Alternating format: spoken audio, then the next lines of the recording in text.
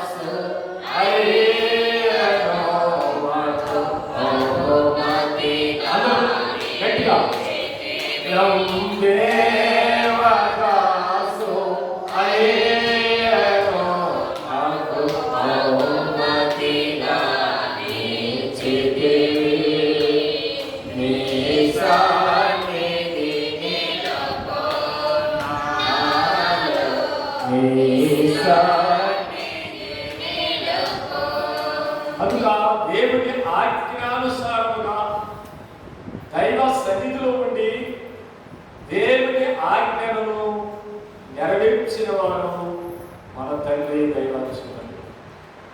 దేవుని ఆజ్ఞను పాటించుటే దేవునిని ప్రేమించుదా. మరొక వాక్యాన్ని మనం చూసుకున్నట్లయితే మొదటి సమూయేలు గ్రంథము 15వ అధ్యాయము 22వ వచనాన్ని మనం చదువుకుంటే, అందుకు సమూయేలు తాను సెలవిచ్చిన ఆజ్ఞను ఒకడు గైకొనుట వలన యెహోవా సంతోషించినట్లు ఒకడు దేవుని ఆజ్ఞలను గైకొనుట వలన యెహోవా సంతోషించును. ఒకడు దహన బలులను అర్పించుట వలన ఆయన సంతోషించున. ఏంటంట? మొక్కుబడులు, దహన బలులు దేవునికి ఇచ్చుట వలన ఆయన సంతోషించున.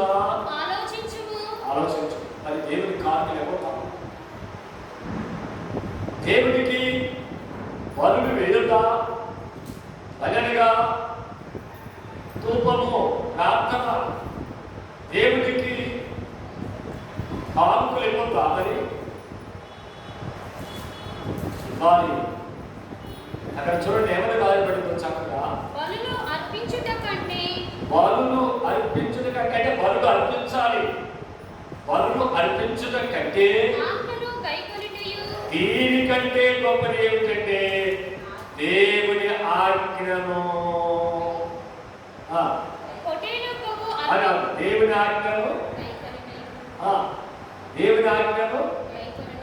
గైకొనుట శ్రేష్టం లేదా? చదువు.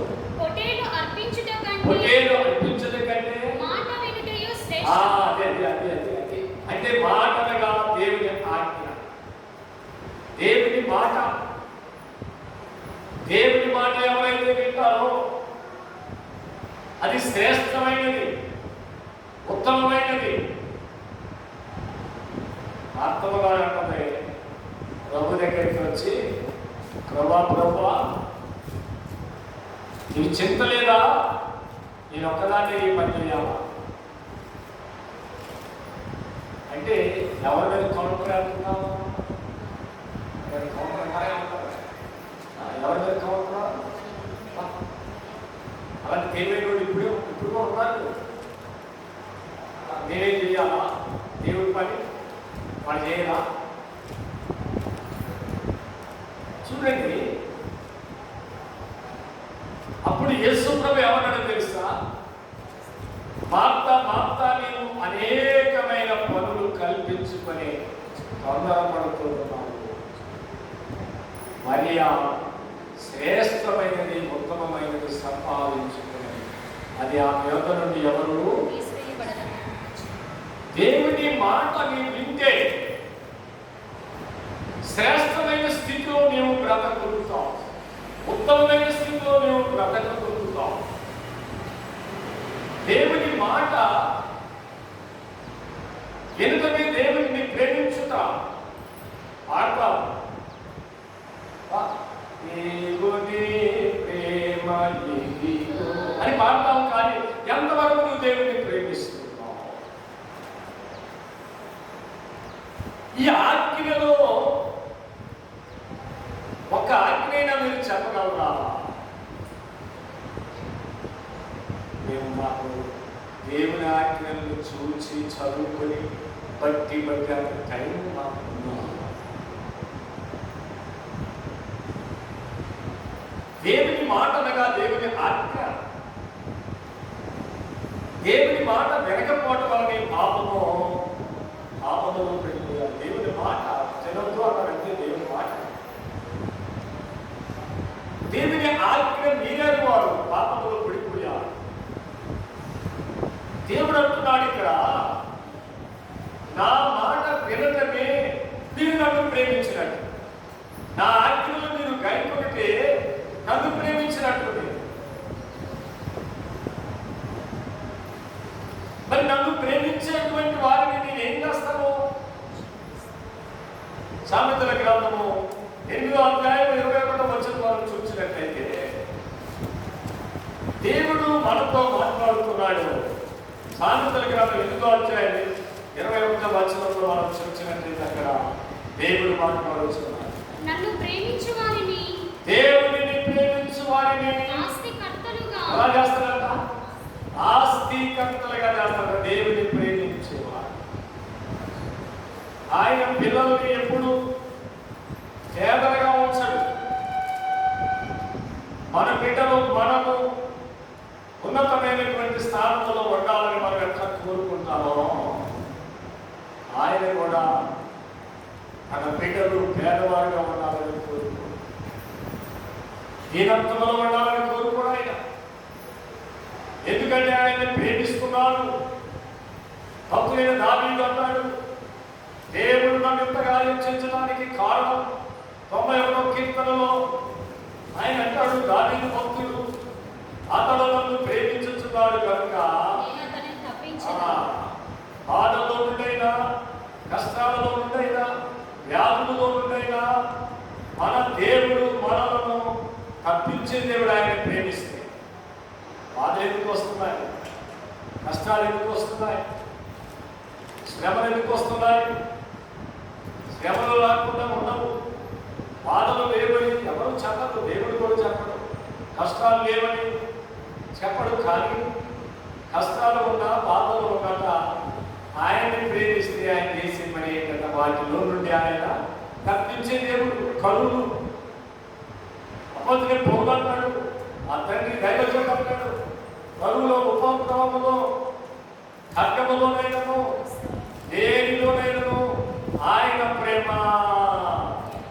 నేను ఆయన్ని ప్రేమించుచున్నాను కనుక, ఆయన ప్రేమ నా ఎడల అత్యధికముగా ఉంది కనుక, ఆయన ప్రేమలో నుండి నన్ను వేడబాపేవారు ఎవరు అంటాడు. కనుక ఆయనను ప్రేమించే వారిని దేవుడట ఆస్తికర్తలుగా చేస్తాడు. ఇవాళ లోకాన్ని ప్రేమించే వారు ఎక్కువగా ఉన్నారు. ఎవరైనా ఉద్యోగం ఇస్తే అతన్ని ప్రేమిస్తారు. ఎవరైనా అప్పిస్తే వాడు దేవుడు వాళ్ళకి మూల ఉంచగలడు. మమ్మల్ని ఆయన ఎక్కడికి తీసుకు నువ్వు కృతజ్ఞతగా ఉండు. కాలట్లేదు. నువ్వు దేవుడి కంటే ఎక్కువగా పూజ చేయకూడదు. ఎవరు అంటే ఎవరైనా చేస్తారో నువ్వు వాళ్ళని నమస్కారం చేయి. అంతేగాని దేవుడి కంటే ఎక్కువగా నువ్వు ఎవరిని కూడా ప్రేమించకూడదని జీవించాడు. ఒకవేళ నువ్వు దేవుడి కంటే దేన్నైతే ఎక్కువ ప్రేమిస్తున్నామో అదే ఒక నీకు పెద్ద ఎక్కలమై ఒక పెద్ద దేవత కూర్చుంటుంది. అదే నీ మనస్సులో ఉన్నది. నీ మనస్సాక్షి ఎలా ఉండాలంటే దేవుడిని ప్రేమించాలి. మనస్సాక్షి దేవుని ప్రేమించాలి. దేవుడి కంటే ఏది కూడా ఎక్కువగా ఈ లోకంలో ప్రేమించకూడదు. ఇంకా దేవుడిని ప్రేమించేవాడు దేవుడు ఆస్తికర్తలుగా చేస్తాడు. రోమాపత్రిక 3వదిగా మనం చూసినట్లయితే 8వ అధ్యాయము 28వ వచనం అనుకుంటాను, చదువుతాము. దేవుడు బైబిల్ చదవాలి. దేవుడు ప్రేమించే వారిని లేక చదువు దేవుడిని ప్రేమించు వారికి, దేవుడిని ప్రేమించు వారిని అనగా ఆయన సంకల్పం చొప్పున పిలువబడిన వారికి మేలు కలుగుటకై సమస్తము సమకూడి జరుగుచున్నవని ఎరుగుదురు. కొంచెం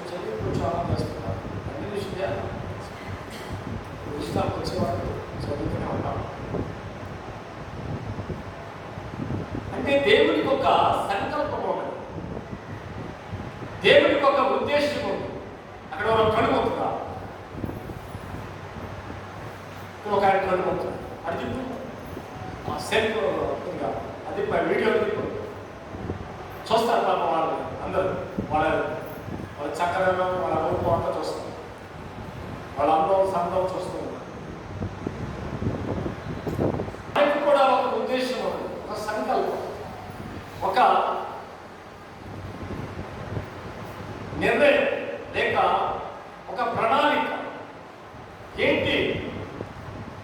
మన కుటుంబం ఎడల ఒక సంకల్పం కలిగి ఉన్నాం, మన బిడ్డల ఎడల ఒక ఉద్దేశం కలిగి ఉన్నాం.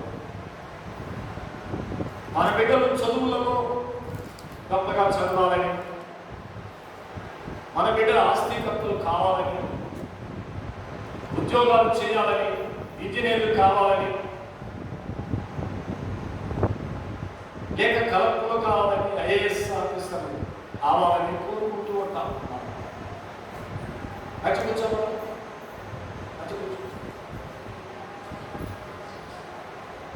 మన ఉద్దేశం మనకి ఎలా కలిగి ఉందో, దేవుడు కూడా తన పిల్లల ఎడల ఒక ఉద్దేశం కలిగి ఉన్నాడు, ఒక సంకల్పం కలిగి ఉన్నాడు. ఆ సంకల్పమును, ఆ ఉద్దేశమును నీ ఎడల జరిగించుకోవాలని దేవుడు ఆయన నిశ్చయించుకున్నాడు. అందుకే యోబు ప్రవక్త అంటాడు 42వ అధ్యాయంలో యోబు భక్తుడు అంటాడు, మొదటి నుండి మనం చదువుకుంటే చక్కని విషయాలు అక్కడ ప్రవక్త తెలియజేస్తూ ఉంటాడు.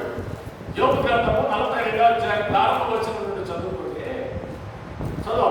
అప్పుడు యోబు యెహోవాతో ఇలాగ ప్రత్యుత్తరమిచ్చెను.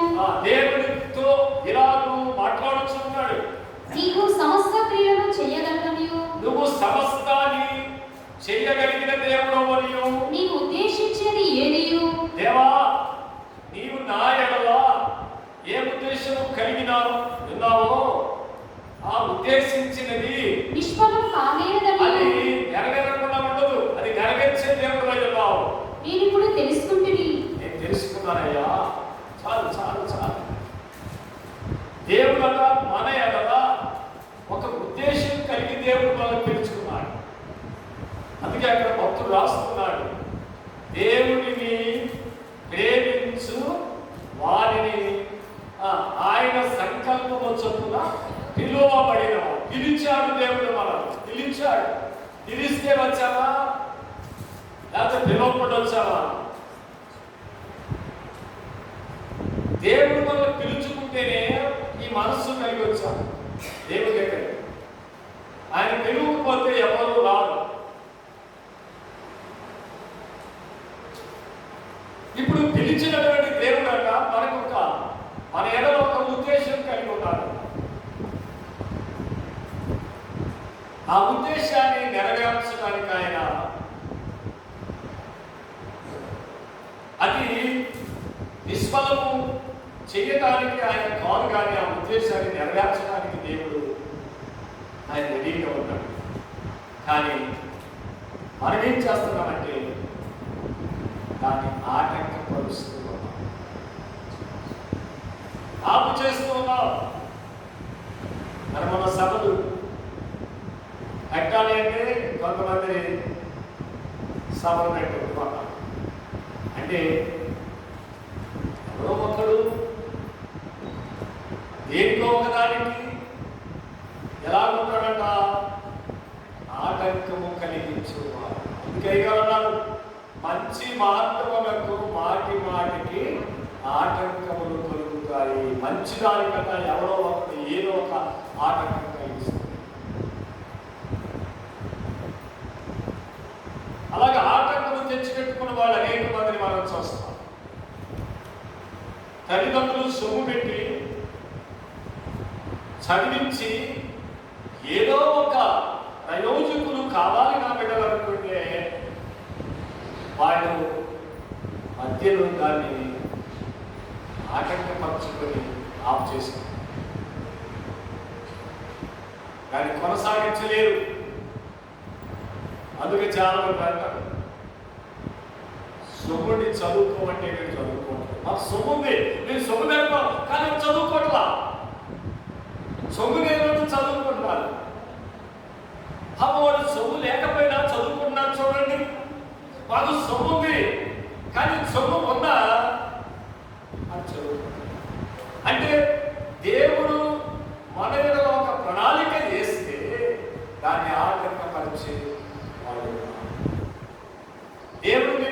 ఉన్నతమైన స్థానంలో ఉంచి ఓ భక్తులుగా చేయాలనుకుంటే ఆ ఉద్దేశాన్ని మీరు నిష్ఫలం చేసుకొని అనేకమైన పనులు కల్పించుకొని అనేకమైన ఆటంకాలు కల్పించుకొని నీ భక్తిని పాడు చేసుకుంటాం, విశ్వాసాన్ని పాడు చేసుకుంటాం, వరాన్ని పాడు చేసుకుంటాం. కానీ ఇక్కడ దేవునికి ఒక ఉద్దేశము కలిగి ఉన్నాడు, దేవునికి ఒక సంకల్పము కలిగి ఉన్నాడు. దేవుడు మన మీద ఒక ప్రణాళిక వేశాడు. ఆ దేవుడు నన్ను పిలుచుకున్నాడు, దేవుడు నన్ను పిలుచుకున్నాడు. కానీ నేనెందుకు ఆయన పిలుపు వినాలని, ఆయన పిలుపుకు లోబడకపోతే ఇవాళ ఇన్ని మందిరాలు అయ్యేయా, ఇంతమంది సంఘం అయ్యేదా? ఆయన కార్యాన్ని నేను ఏం చేసుకోవాలని అవుతాను? ఆయన ప్రణాళిక, ఆయన ఉద్దేశాన్ని నేను ఏం చేసిన వాడు అవుతాను? వాడు చేసిన వాడు అవుతాను. కనుక దేవుడిని ప్రేమించే వారి కదా ఆయన ఉద్దేశం, ఆయన సంకల్పము నెరవేర్చుకునేటువంటి దేవుడై ఉన్నాడు. కనుక దేవుడిని ప్రేమించడం అంటే ఆయన ఆజ్ఞలను గైకొనుటే, ఆయన ఆజ్ఞలను గైకొనుటే. ద్వితీయోపదేశ కాండములో భక్తులు రాస్తుంటాడు, ఆయన ఆజ్ఞలను గైకొనుటే నీతి. మనం నీతిమంతులముగా కావాలి అంటే, మనము ధన్యులుగా కావాలంటే దేవుని యొక్క ఆజ్ఞలను గైకొనాలి. నాలుగవదిగా చూసినట్లయితే దేవుడిని ప్రేమించడం ఎలాగూ లూకాసు వార్త 10వ అధ్యాయంలో మనం ఇప్పుడు చదువుతున్నటువంటి మాటే, దేవుడిని ప్రేమించడం అంటే ఎలాగూ ప్రేమించటము. ఇప్పుడు చదువుతున్నామా? నీ పూర్ణాత్మతోనూ 10వ అధ్యాయము 8వ వచనం 27వ వచనం. 5వ చదవాలి. అతడు నీ దేవుడైన ప్రభువును నీ పూర్ణ హృదయముతోను, నీ పూర్ణ హృదయముతోను, నీ పూర్ణ మనస్సుతోను, నీ పూర్ణ మనస్సుతోను, నీ పూర్ణ శక్తితోను, నీ పూర్ణ శక్తితోను, నీ పూర్ణ వివేకముతోను, నీ పూర్ణ వివేకముతోను ప్రేమింపవలననియు, దేవునిని ప్రేమింపవలననియు, నిన్ను వలె నీ పొరుగువానిని, నిన్ను వలె నీ పొరుగు వారిని ప్రేమింపవలననియు. చాలండి, చాలు. నీవు ఎలాగూ దేవునిని ప్రేమించుకంటే నీ పూర్ణ శక్తి అంతా కాకుండా, మరి మన తల్లి గారు ప్రేమిళ్ళమ్మ 450 షుగర్ ఉన్న మరి విక్కుటముగా 7 సంవత్సరాలు షుగర్తో బాధపడ్డా, మంచ మీద ఉండి కూడా ఆ ట్రక్సెస్తో తీసుకుని వస్తే ఆమె శక్తి అంతా దేవుని కొరకు వాడిందే, ఎవరి కొరకు వాడింది? ఆ శక్తి అంతా తెచ్చుకొని ఆ పాట పాడుకున్నాం. ఎంతో మంది దుఃఖముతో వచ్చినటువంటి వారు ఆ స్వరాన్ని విని ఆనందముతో తిరిగి వెళ్ళేవారు. ఆ దేవుని మాటలు విని సంతోషంతో ఆనందముతో తిరిగి వెళ్ళేవారు. ఆమె శక్తి అంతా దేవుని కొరకు వాడేది. ఆమె బలమంతా, ఆమె జ్ఞానమంతా దేవుని కొరకే. అంటే దేవుని కొరకు నీ శక్తి, నీ జ్ఞానము, నీ తెలివి దేవుని కొరకు వాడబడినప్పుడు దేవుడిని ప్రేమించు. కనుక దేవుడిని ప్రేమించడము అంటే ఆయన ఆజ్ఞలు పేర్కొంటే ఆయన మాట వింటారు. దేవుడిని ప్రేమించడం అంటే ఆయన వివేకముతోనూ జ్ఞానముతోనూ శక్తితోనూ నీవు దేవుడిని ప్రేమించు. మరొక మాట మనం చదువుకున్న దేవుడిని ప్రేమించుటనగా 122వ దావీదు కీర్తన, 122వ దావీదు కీర్తన మనం చదువుకున్నాం. యెరూషలేమా యెరూషలేమా నిన్ను ప్రేమించువారు వర్ధిల్లుదురు. అంటే మహారాజు ఉన్నాడు ఆయన. ఇంకా పైన ఇంకా చాలా చక్కగా ఉండదు మాట. మొదటి వచనంలో ఎంత బాగుంటుందో చూడండి, చదువు మొదటి మాట. యెహోవా మందిరమునకు దేవుని మందిరమునకు వెళ్ళుదామని జనులు నాతో అనినప్పుడు నేను సంతోషించితిని. నేను సంతోషించిన దేవునికి స్తోత్రం. మన జీవితంలో సంతోషము ఎందుకు లేదు? మన బ్రతుకులు ఎందుకు సంతోషం లేదు? కారణం ఏంటంటే నీవు దేవుని మందిరాన్ని ప్రేమించు, దేవుని ఆరాధనను ప్రేమించుకో. అన్ని దినాలంటే ఈ రోజు అనుకుంటున్నావు. కరువు పని వస్తే ఒక ఆపులో 100 రూపాయల కొరకు 200 కొరకు దేవుని పోగొట్టుకుంటున్నాం. ఒక ఫంక్షన్ వస్తే ఒక గంట చెప్పు దేవుని ఆరాధన చేసుకుని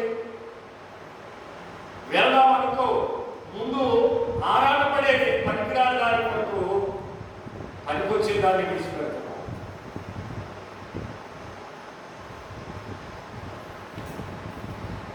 మన జీవితంలో సంతోషం ఉండాలంటే ఆయన చెప్తున్నాడు.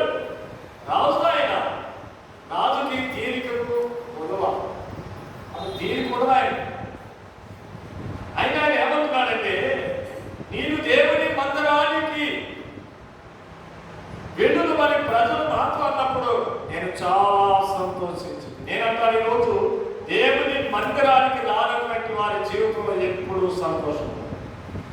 క్రైస్తవ బిడ్డలైనటువంటి వారికి ఒకే ఒక సంతోషం ఏంటంటే, దేవుని మందిరంలోకి వచ్చి ఆరాధన చేసుకోవటమే వాళ్ళ సంతోషం.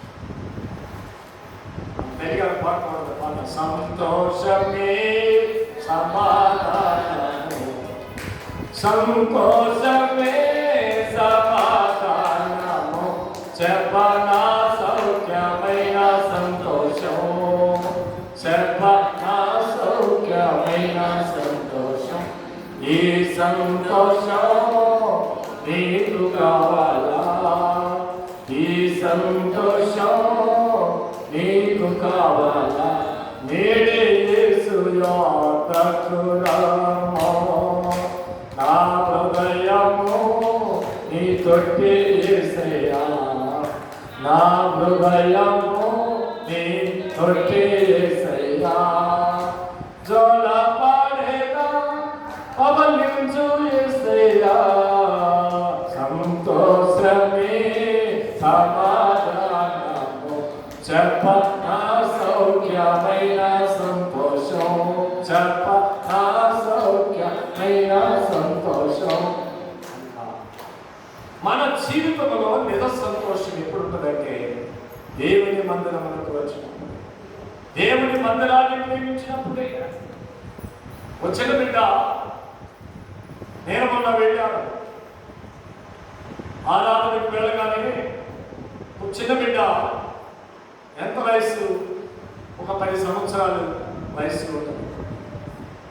ఆ బిడ్డకు ఇచ్చినటువంటి జ్ఞానం ఏంటంటే, ఆ సన్నిధి కుర్చీల మీద వస్త్రాలన్నీ పడిపోయింది. ఆ చిన్న బిడ్డలు లేచి ఆ మందిరం అంతా శుద్ధి చేసి ఆ వస్త్రాలు ఆ సింహాసనాల మీద వేయించాడు. జ్ఞానం, చిన్న బిడ్డకున్న జ్ఞానం చూడండి. కొంతమంది మందిరాన్ని పట్టించుకో, మందిరాన్ని శుద్ధి చేయలేనటువంటి వారు, మందిరాన్ని ప్రేమించినటువంటి వారు నీ హృదయం అనే మందిరాన్ని ఎలా ప్రేమించుకోగలుగుతావు? నిన్ను నీవు ఎలా ప్రేమించుకోగలుగుతావు? అందుకే యేసయ్య అంటాడు, ఆహారము కంటే ప్రాణము గొప్పది కాదా? తిండి కొరకు పరుగులెత్తుతారట, కానీ ప్రాణాన్ని పోగొట్టుకుంటారట. తిండి కొరకు పరుగులెత్తు. మా అమ్మకి వచ్చిన ఆస్తి, 2 కొడుకులు, చక్కగా ఇంట్లో కూర్చొని తినవచ్చు కదా. ఆ పని ఈ పని ఎగేసుకొని ముసలితనానికి వచ్చిన తర్వాత తొందరగా పడి, ఇంకా నా మనవలకు సంపాదించాలి, ఇంకా నా కొడుకులు సంపాదించాలనుకుంది, ఇంకా నా మనవలకు సంపాదించాలా అనుకుంది, తొందరగా పడింది. అందుకే దేవుడు అంటాడు, ఆహారము కంటే నీ ప్రాణాన్ని పోగొట్టుకుంటావు తిండి కోసం. సుఖంగా కూర్చొని తిని ఇంట్లో ఉండలేక 2000 గవర్నమెంట్ ఇస్తుంది. యేసయ్య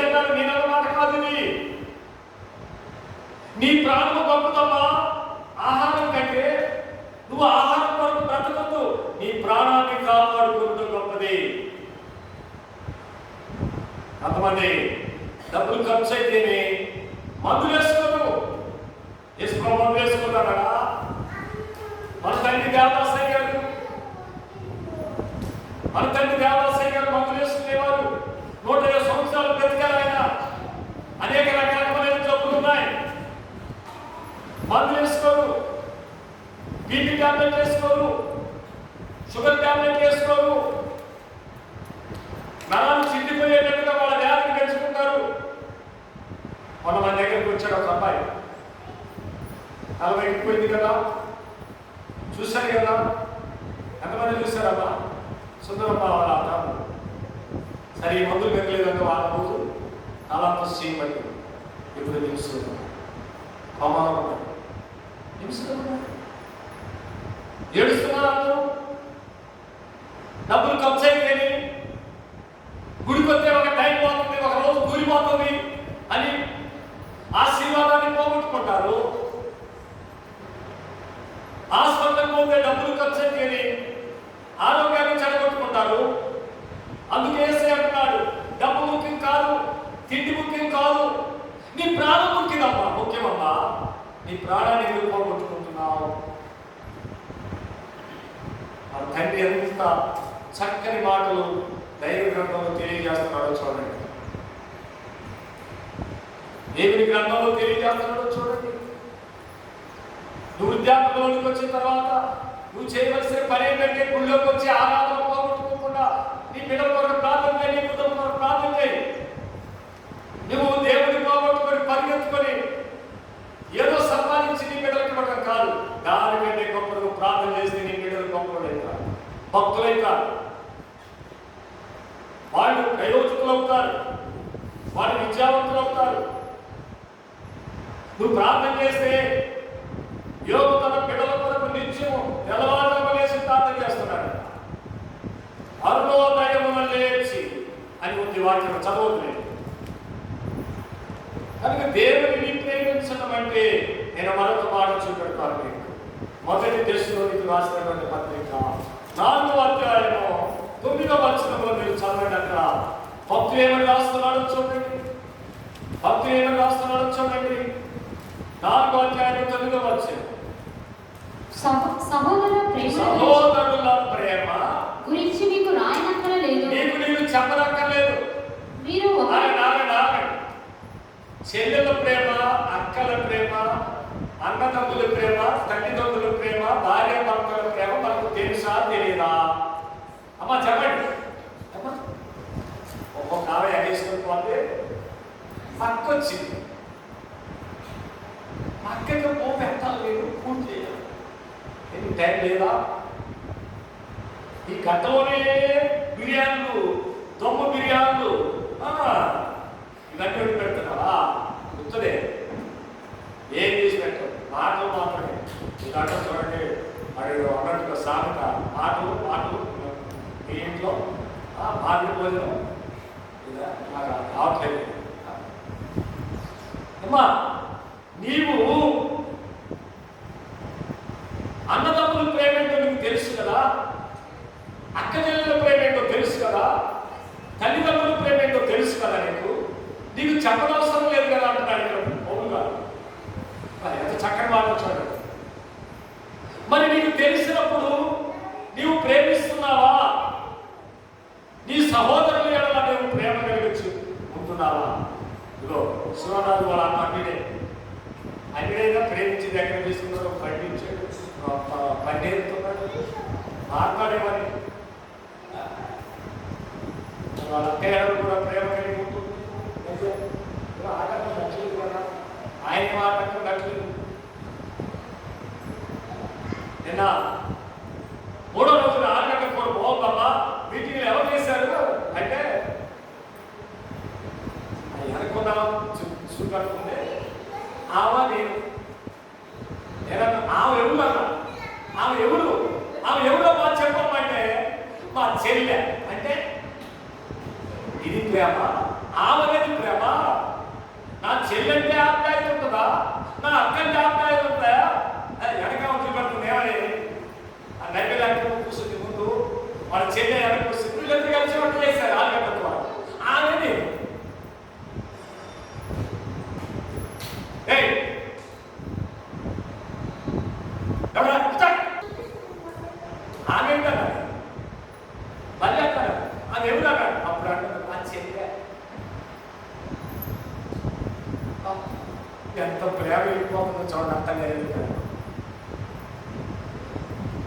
అన్నదమ్ముల ప్రేమ తెలియపోతుందో చూడండి. యేసయ్య మాట అంటాడు యోహాను సువార్త 13:34 చూడండి. యోహాను సువార్త 13:34 చూడండి. మన ప్రభు మీరు ఒకరినొకరు ప్రేమింపవలనని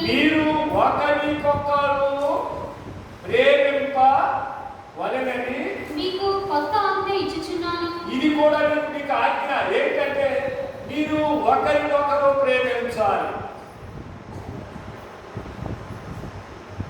నాలో ఒక ఆయనకి కాళ్ళు ఒకసారి ఆయన కాలు తగలకూడదు, ఏ తగలకూడదు. అదే బస్సు అయితే ఇప్పుడు ఫ్రీ టికెట్ కదా, ఎలా పడుకుంటాయినా ఎరగదొక్కుంటాయినా ఒకరి మీద ఒకటి పడుకుంటాయినా పోతారు. గుళ్ళోదంట కాలు తగలకూడదంట. అంటే నువ్వు పక్కోడిని ప్రేమించలేకపోతావు. దేవుడు చెప్తున్నాడు ఇక్కడ, మీరు ఒకరి ఎడవ ఒకరు ఏం కలిగి ఉండాలి? అమ్మ చెప్పండి. ప్రేమ కలిగి ఉండాలి. ప్రేమ కలిగి ఉండాలి. ప్రేమ లేకపోతే వ్యర్థులం మనం. ఒక్కొక్కడు ఏమి లేనుడు కూడా ప్రశ్న వేస్తున్నాడు నా మీద. అంటే దేవుని ప్రేమ అనేది వాడు తెలుసుకోకపోతే ఏమంటాను, సువర్ణాదుగా అర్థం చేసుకోడు, నవిగా అర్థం చేసుకోడు, శాంతిగా అర్థం చేసుకోడు, మనిషిగా అర్థం చేసుకోడు, దేవుడిగా అర్థం చేసుకోడు. యేసుని చూసి వాడు దృష్టి అంతా దేని మీద ఉండేది? చెప్పండి, చేపల మీద ఉంది కాబట్టి, రేతిని చేపలు పట్టేవాడు కాబట్టి ఎక్కువగా రేతిని ఏం చూశారు? దెయ్యాన్ని పోతాలు చూశారు కాబట్టి ఇప్పుడు యేసును కనబడేసరికి యేసుగా గుర్తించట్లేదు వాళ్ళు. యేసుని ఏమంటారు? పోత.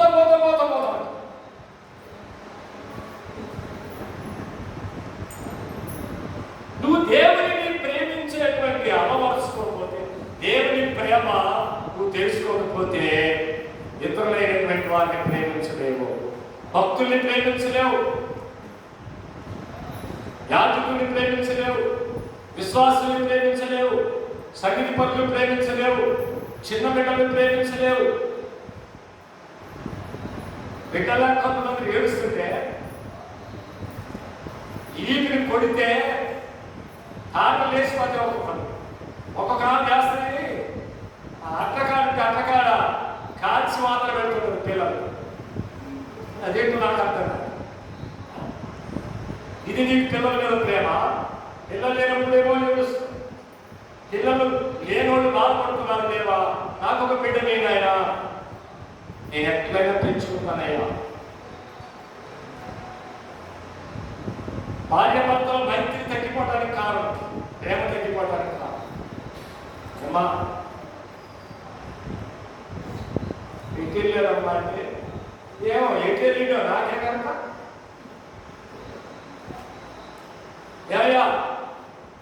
ఎటెళ్ళిందంటే నాకే కనుక.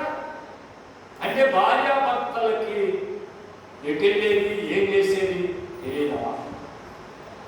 మనం బిడ్డల కన్నా బిడ్డలు పెంచుకుంటున్నాం, సంసారం చేస్తూ ఉన్నాం.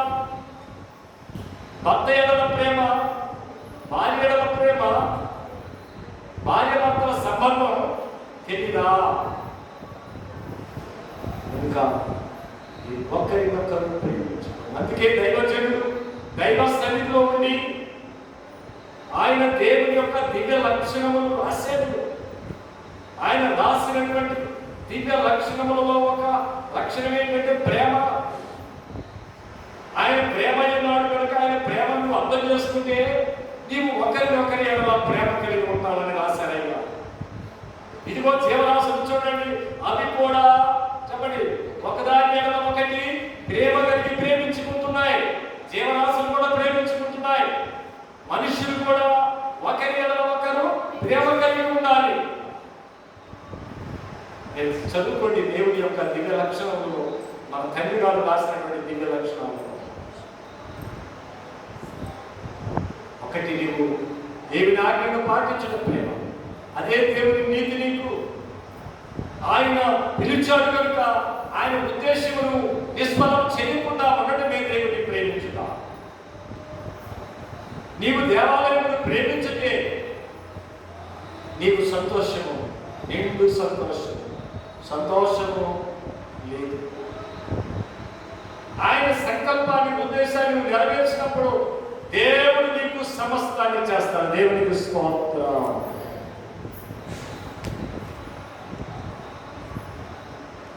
ఒక వృద్ధుడుగా వాడు చాలా ఉన్నతమైనటువంటి వాడు. ఆయన జమీందారు, తన పిల్లలు బాగా చదివించు. తన పిల్లలు విదేశంలో ఉన్నారు. అయితే ఆయనకు ఒక పెద్ద ఇల్లు ఇచ్చి వెళ్ళిపోయారు తల్లిదండ్రులు.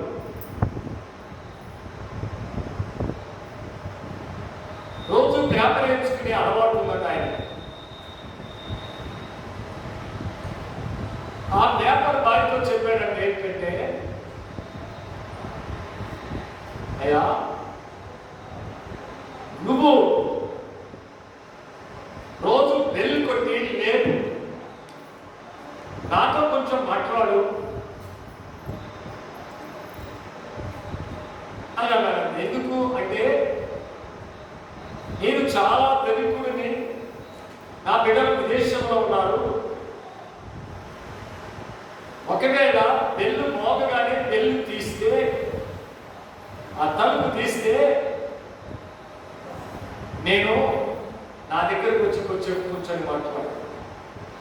ఒకవేళ బెల్ కొట్టినప్పుడు నేను తలుపు తీయకపోతే ఇదిగో నా ఫోన్ నెంబర్ నేను ఇస్తున్నాను, నీకు వెంటనే ఆ ఫోన్ చేయి. ఎందుకు అంటే, ఒకవేళ నేను బ్రతికి ఉన్నాను అంటే తలుపు తీస్తాను, చనిపోతే చెప్పండి తలుపు.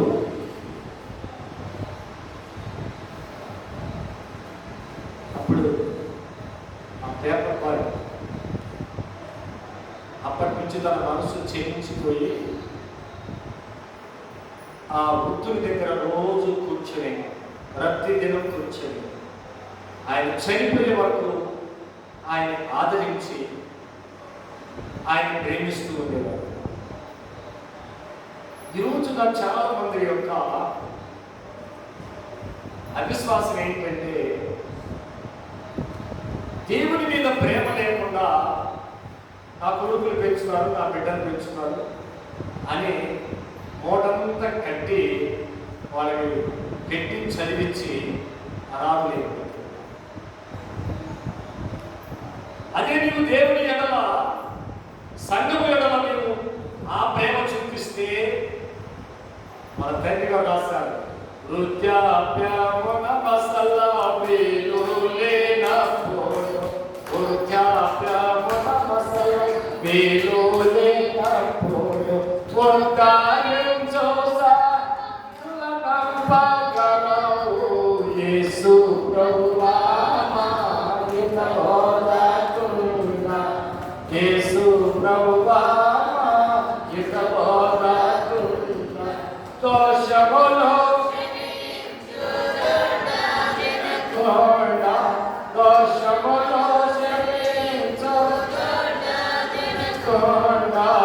యేసు ప్రభువా.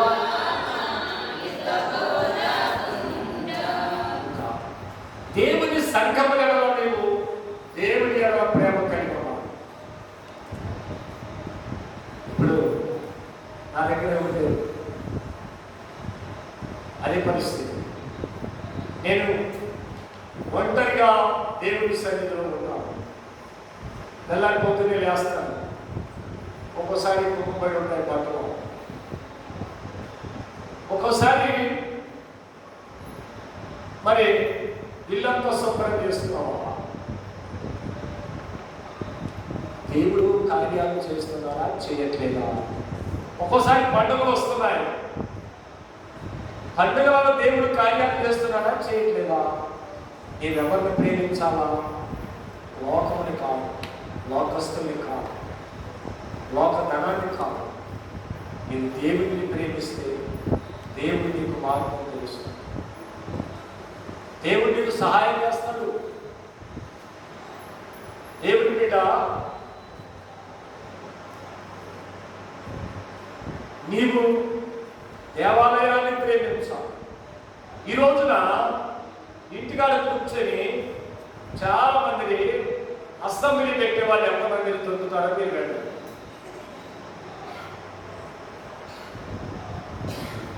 అసెంబ్లీ పెట్టే వాళ్ళని పక్కన పెట్టండి. ఇక్కడికి వచ్చి దేవుడి వాక్యాన్ని సక్రంగా వినగలిగినటువంటి వాడు కూడా ఎంతమంది. మన మీటింగ్లో మాట్లాడుతుంటే ఒకడు కాలుగాలు పిల్లలు అటు ఇటు తిరుగుతుంది తప్ప అది ఏం వదిలేస్తున్నాడు, ఇంకొంచెం ఏం చేస్తాడు, అటు ఇటు తిరగడు. అమ్మగడ్డలు అడుక్కొని అంటారు. వాడు వినడు, వినేవాడని విననీయడు. వాడు కూర్చోడు కుదురుగా, కూర్చున్న వాళ్ళని కూర్చొని.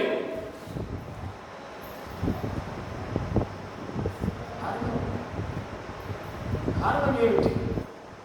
దేవుడిని ప్రేమించే స్వభావం నీకు లేదు. దేవుడి మీద నీ ధ్యాస లేదు, శ్వాస లేదు. దేవుడిని నువ్వు తాకలేదు, లేక దేవుడిని నువ్వు తాకలేదు. ఒకే ఒక్కసారి తాకాడు దేవుడిని. మన ఇండియా అందరినీ కదిలించాడు. మన ఇండియా కొరకు ప్రారంభించాడు. తోమాను తాకుతావు అనుకున్నావు కదా, నా గాయంలో ఏలు పెడతాను అనుకున్నావు కదా, తాకులను నీ చెయ్యి చాపు, ఇటు చాపు అంతే. ప్రభు గాయములను వేలు పెట్టాడు. నా ప్రభువా, నా దేవా, ఇండియా కొరకు వచ్చేసాడు. తన ప్రాణులను పోగొట్టుకున్నాడు. ఇండియా ప్రజల కొరకు, దేవుని కొరకు తన ప్రాణములు సైతము పోగొట్టుకున్నాడు.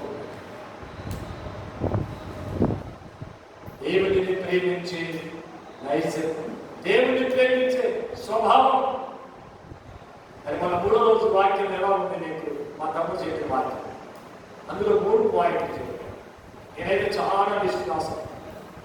అంటే మన తమ్ముడి దగ్గర లిస్టు లేదని కాదు, కానీ ఇచ్చిన సమయాన్ని బట్టి క్లుప్తంగా చెప్పాడు.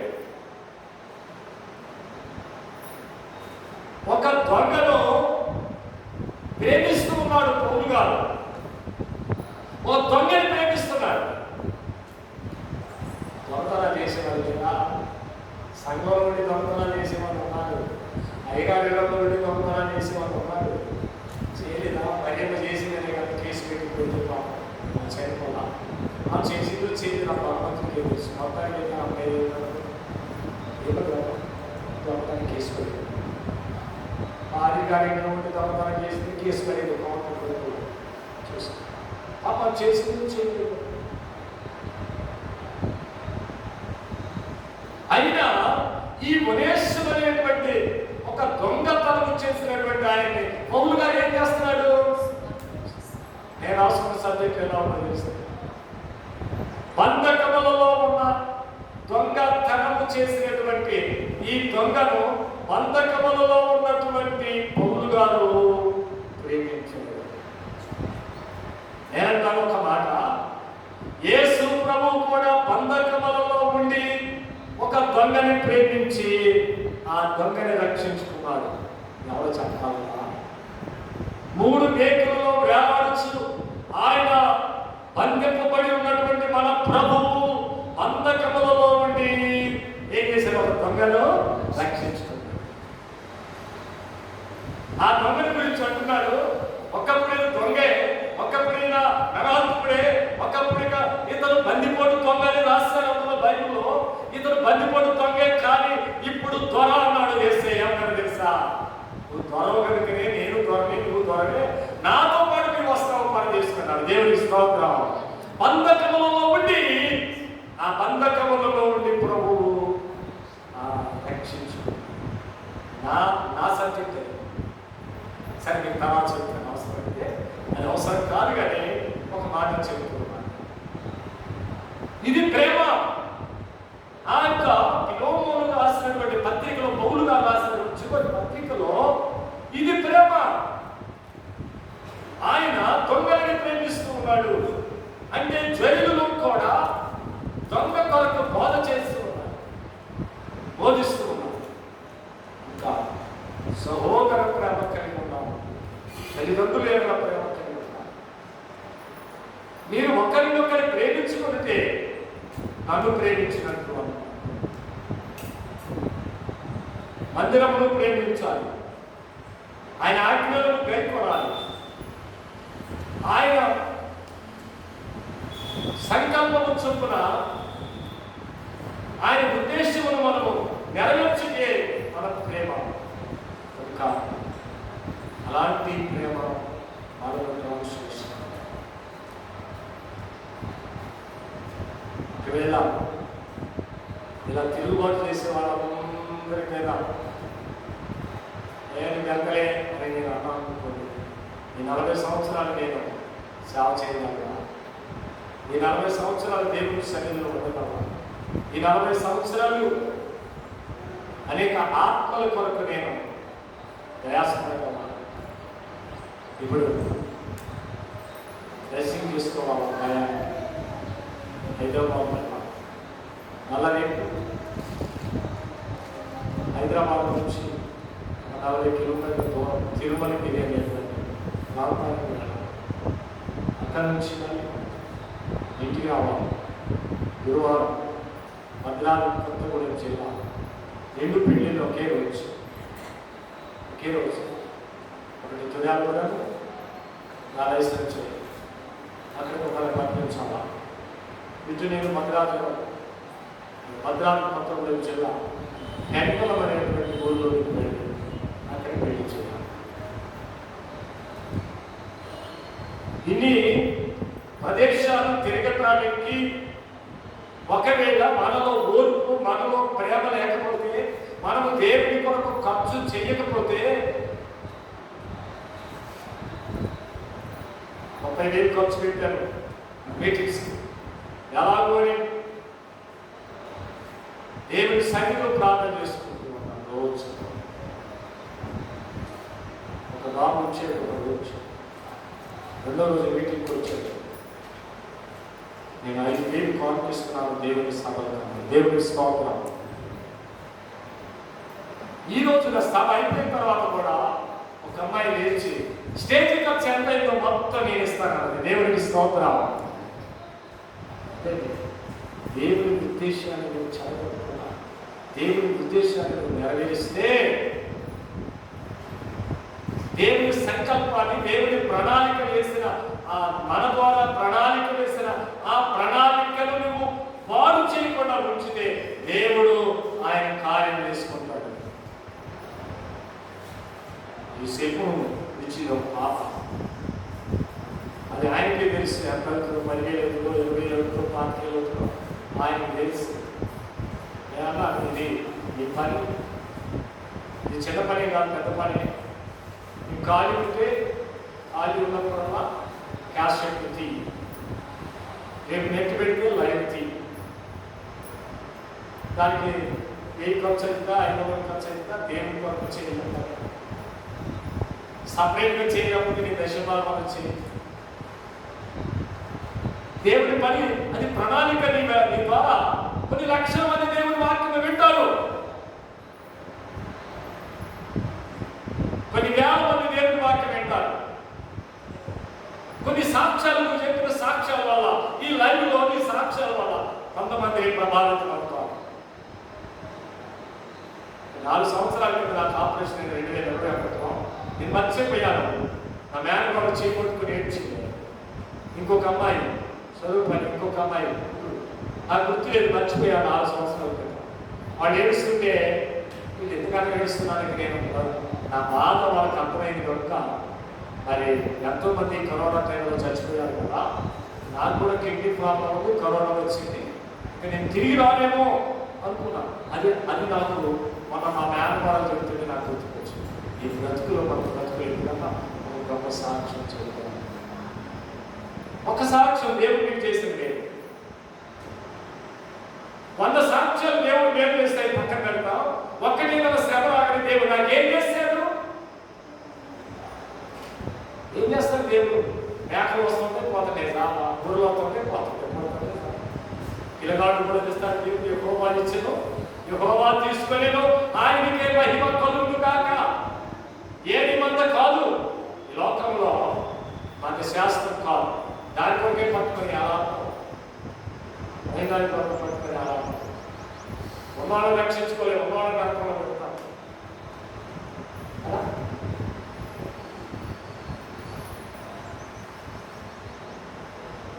నీ ఎడల దేవుడు ఒక బాధ్యతను ఇచ్చి నిన్ను ఒక సాక్షిగా నిలబెట్టుకోవాలనుకుంటున్నాడేమో, దానికి నువ్వు ఆటంకుంటున్నావేమో. ఒకవేళ నీకేం తెలుసు?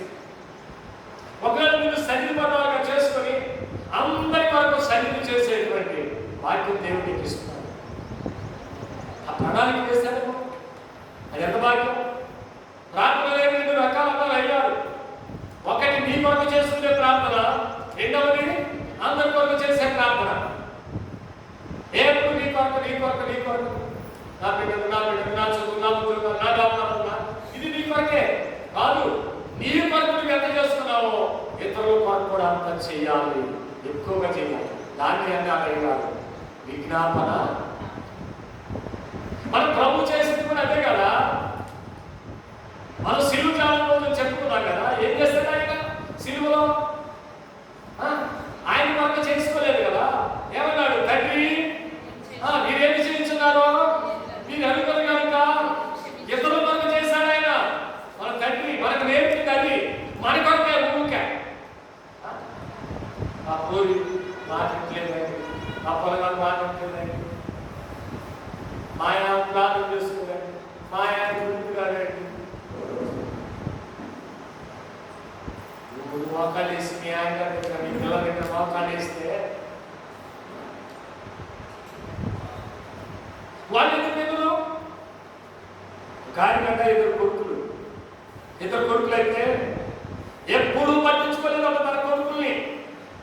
ఎప్పుడు సారాత్రాయి కావటము, వ్యాధిదారి కావటము, తన పిల్లల్ని పట్టించుకోలేదంట. ఆ తల్లి నిత్యము దుఃఖిస్తూ ఏడుస్తూ, నా భర్తను చూసి నా పిల్లలు చెడిపోతారని ఎప్పుడు ఏడుస్తూ ఉండేది. తీరానికి పెద్ద కొడుకు పెళ్ళి అయిపోయింది, ఉద్యోగం వచ్చింది. చిన్న కొడుకు పెళ్ళి అయిపోయింది, ఉద్యోగం వచ్చింది. ఒకరోజు ఆ పెద్ద కొడుకు దగ్గరికి వెళ్ళిందంట తల్లి. ఆ పెద్ద కొడుకు దగ్గరికి వెళ్ళేసరికి ఆ పెద్ద కొడుకు అంట తండ్రిని చూసి నేర్చుకున్నాడు కానీ స్నేహితుల సహవాసం బట్టి త్రాగుడికి అలవాటు పడి ఉద్యోగం పోగొట్టుకొని ఆ ఇంటిలో భార్య వెళ్ళిపోయిందంట. అన్ని నీరు సీసాలు, వ్యాధి సీసాలు చిందర బందరగా పడి ఉన్నాయట. అప్పుడు ఆ తల్లి దుఃఖిస్తూ అన్నదంట, ఏంటి నా నాయన అంటే, అమ్మా నేను చిన్నప్పటి నుంచి నా తండ్రి చేసింది ఇదే కదా, అది చూసే నేను నేర్చుకున్నాను. అయ్యో ఇంతగా చెడిపోయాడు నా భర్తను చూసి నా కుమారుడిని. వెంటనే చిన్న కొడుకు ఇంటికి వెళ్ళిపోయింది. చిన్న కొడుకు ఇంటికి వెళ్ళిపోతే ఆ చిన్న కొడుకు చక్కగా భార్యను చక్కగా పెంచుకుంటూ ఆయన ఉద్యోగం చేసుకుంటూ సంతోషంగా తన కుటుంబాన్ని గడుపుతున్నాడంట. అప్పుడు ఆ చిన్న కొడుకుని అడిగిందమ్మా, డాడీ ఏంటి నానంటే, అమ్మా మన డాడీ నిన్ను ఎప్పుడు సంతోషపెట్టలేదు కదా, మమ్మల్ని ఎప్పుడు కూడా ఆయన పట్టించుకోలేదు కదా, ఆ బాధలన్నీ ఆ కష్టాలన్నీ నీవు అనుభవించావు కదా, కనుక నేను నిన్ను చూసి నేర్చుకున్నానమ్మా. దేవుడికి స్తోత్రం. నేను నిన్ను చూసి నేర్చుకొని ఇలాగ బ్రతకాలా, ఇలాగ ఉద్యోగం చేసుకోవాలా, ఇలాగ నా పిల్లలు పెంచుకోవాలా, ఇలాగ నా భార్యను పెంచుకోవాలని నిన్ను చూసి నేను నేర్చుకున్నానమ్మా అన్నాడు. చాలా మంది ఎవరిని చూసి నేర్చుకుంటారు? ఇప్పుడు చెప్పండి, మీకు ఏమర్థమైంది? తల్లిదండ్రులు చూసి నేర్చుకుంటారు. అక్కడే మోకరించు, నీ భర్త దగ్గర, నీ పిల్లల దగ్గర మోకరించు. నీ పిల్లలు చేయబట్టుకుని గుడికి తీసుకురా, నీ పిల్లలు సండే స్కూల్ పంపించు. మన ఎంతమంది పిల్లలు వచ్చారు? అక్కడ ఎంతమంది పిల్లలు వచ్చారు? చాలా మంది గోరికాయలు ఆడుతున్నారు పిల్లలు.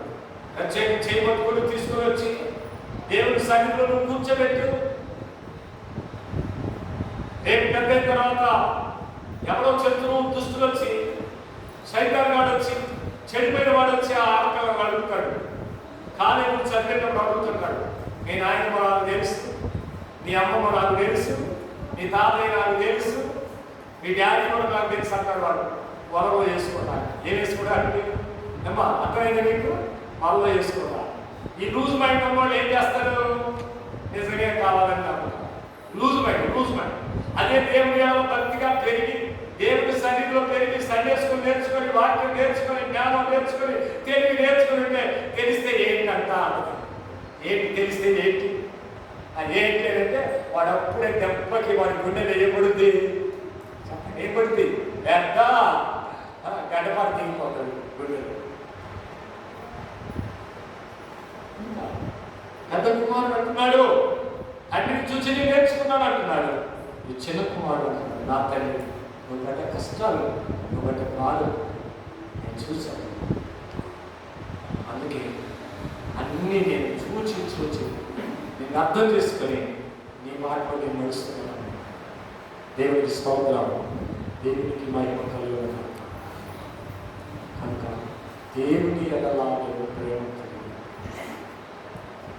ముందు నువ్వు దేవుడిని ప్రేమించగలిగితే అందరినీ ప్రేమించు. దేవుని ఎడలకు సమాధానం కలిగింది. మన తల్లి మదర్ తెరెసా విజయవాడ నుంచి ఒకే ఒక మాట ముందు మనము దేవుడిని ప్రేమించడం అలవాటు చేసుకోవాలన్నమాట.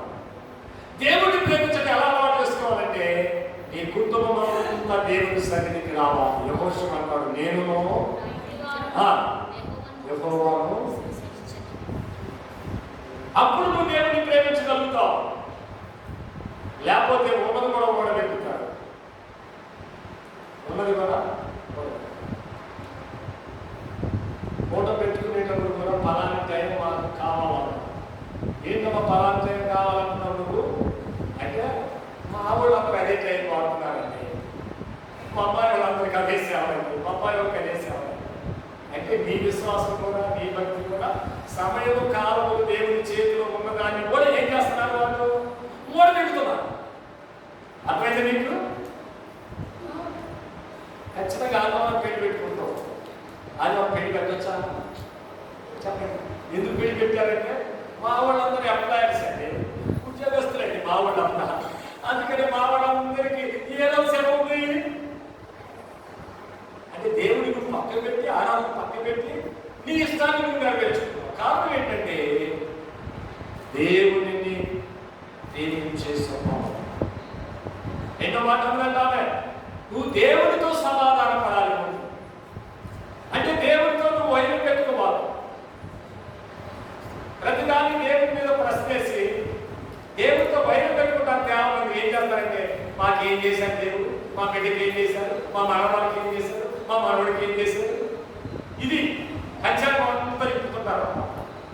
అసలు వాడు వస్తాడా గుడికి, వాడు దేవుడి పాదాలు పట్టుకుంటాడా, వాడి క్షమాపణ ఉందా, వాడికి మారుమనస్తుందా, వాడు మంచిగా చదువుతున్నాడా, మంచి కాలేజీకి వెళ్తున్నాడా, మంచి కాలేజీకి వెళ్తుందా, నీ పర్యవేక్షణలో వాడు ఉన్నాడా లేడా, లేదా కాలేజీ ఆ టీచర్స్ పర్యవేక్షణలో ఉన్నాడా లేడా అది నువ్వు గుర్తించవు. కానీ దేవుడి మీద నువ్వు వైరం పెట్టుకుంటావు. అందుకే దేవుడు ఎక్కిరింపబడడం ఓ మనుషుడా, ఏ పంట ఎత్తుతావో అదే పంట నువ్వు వస్తావు. దేవుడితో సమాధానపడాలి. ముందు దేవుడితో వైరం పెట్టుకోకూడదు. ఎన్నాడు దేవుడే ఏమియో అన్నాడు, ఎంతటిగా మానవుడు శ్రమలో పొందక దైవా మానవుడి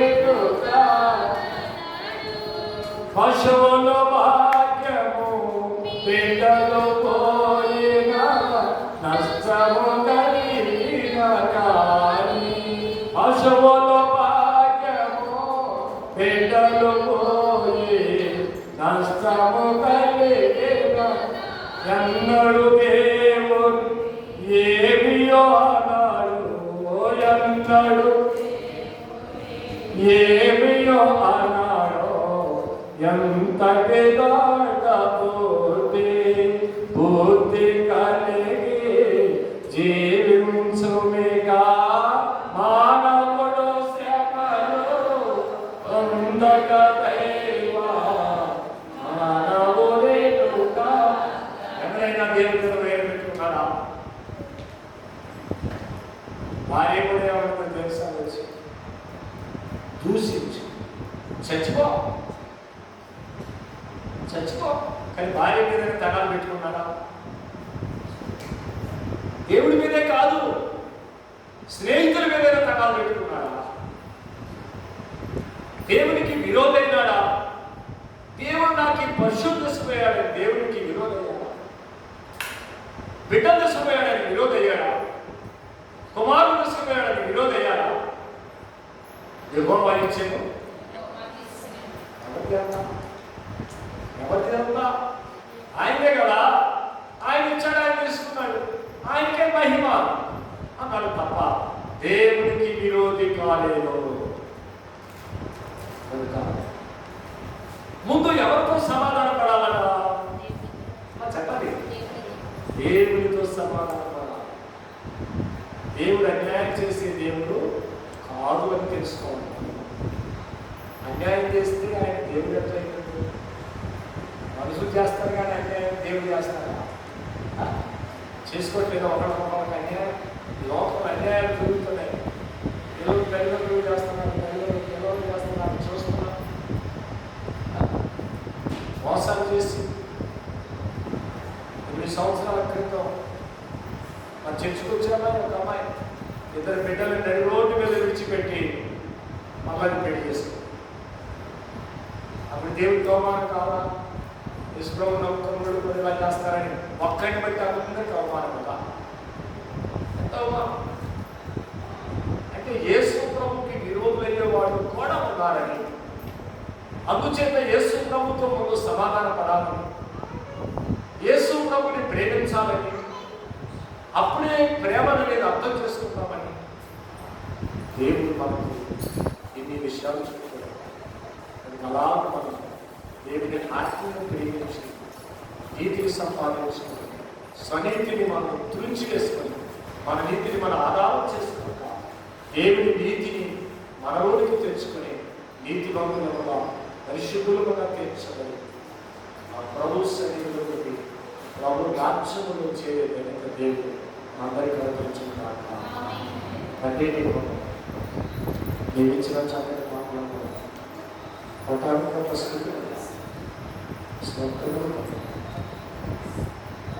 నేను ప్రేమను తండ్రి నేను సంపాదించాను. అనేకులకు నీ ప్రేమ అక్షరములు తండ్రి నేను ఆయన వెల్లడిపరిచి అనేకుల్ని ఎదురు తీసుకుని చేయడానికి నీ మాటలు నా హృదయంలో దూరంతలకి ఫలింపచేయాలి. నీ మాటలు ద్వారా తండ్రి నేను బ్రతికేటట్టుగా ఫలించాను. నీ మాటల యొక్క ఆజ్ఞానుసారముగా తండ్రి నేను నడిచేటట్టుగా మమ్మల్ని నడిపించాను. విశ్వాసకులు పెంచాను. వాక్యమనే నీరు కట్టండి, ఫలింపు చేయమని ప్రతి మాట నీ బిడ్డల హృదయంలో ప్రజలపరచు. యేసు నామములో వేడుకొనుచున్నాము.